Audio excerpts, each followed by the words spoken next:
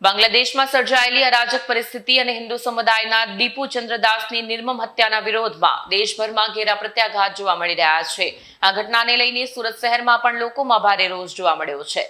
સુરતના વિવિધ વિસ્તારોમાં રોડ રસ્તાઓ પર બાંગ્લાદેશ મુર્દાબાદના બેનરો લગાવી આંતરિક વિરોધ નોંધાવવામાં આવ્યો। બેનરો મારફતે લોકો દ્વારા બાંગ્લાદેશમાં અલ્પસંખ્યકો પર થતા અત્યાચાર સામે કડક નારાજગી વ્યક્ત કરવામાં આવી। આ ઘટનાને લઈને સામાન્ય નાગરિકોમાં પણ રોષની લાગણી જોવા મળી। યુવાઓ અને હિન્દુ સમર્થક સંગઠનો દ્વારા સરકાર પાસે તાત્કાલિક અને કડક પગલાં ભરવાની માંગ કરવામાં આવી છે।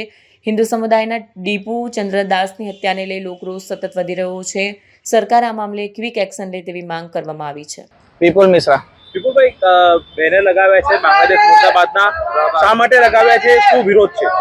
વિરોધ એ માટે છે, અમારે બાંગ્લાદેશમાં જે હિન્દુ ભાઈઓ અત્યાચારે ટાર્ગેટ કરવામાં આવે છે હિન્દુ સમાજને, એના વિરોધમાં બાંગ્લાદેશ મુર્દાબાદના અમે બેનરો ચિપકાવેલા છે। કઈ જગ્યાએ તમે બેનરો લગાવ્યા છે? આ બેનરો આખા સુરતમાં લગાવેલા છે તાકી બધા એનો વિરોધ જોઈને એમને એની પર ચાલે, કૂદે, થૂકે, કેમ કે એનો વિરોધ બધા સમાજને, હિન્દુ સમાજને કરવો જોઈએ।